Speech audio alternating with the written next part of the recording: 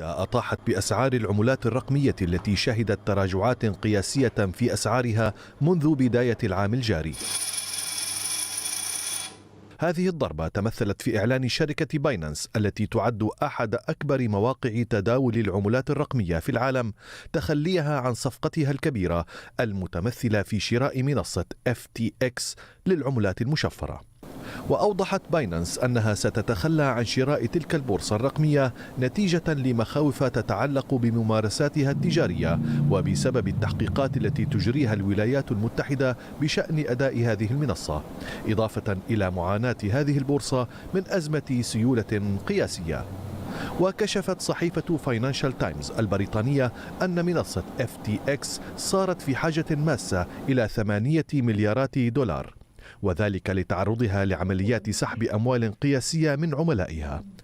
أكثر من ذلك، أعلنت لجنة الأوراق المالية والبورصات الأمريكية توسيع نطاق التحقيق القانوني مع هذه المنصة، ويتضمن هذا التحقيق قضايا إقراض العملة المشفرة وسوء إدارة أموال العملاء. هذه الأزمة تسببت في خسارة القيمة السوقية للعملات المشفرة أكثر من 250 مليار دولار خلال أقل من 30 ساعة. هذا الأمر يعني تهاوي قيمة هذه العملات إلى 808 مليارات دولار، وذلك من مستوى بلغ تريليونا و65 مليار دولار قبل هذه الأزمة.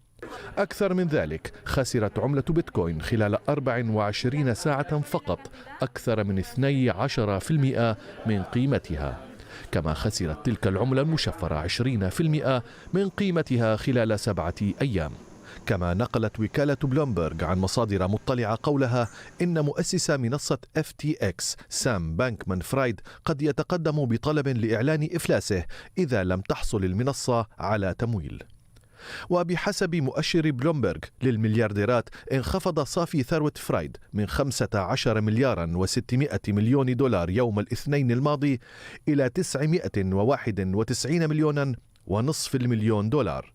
يأتي ذلك في الوقت الذي وسعت فيه العملات المشفرة خسائرها لتفقد نحو 190 مليار دولار من قيمتها السوقية على مدى أسبوع. كما تجاوزت خسائر تلك العملات الرقمية منذ بداية العام الجاري أكثر من تريليون دولار.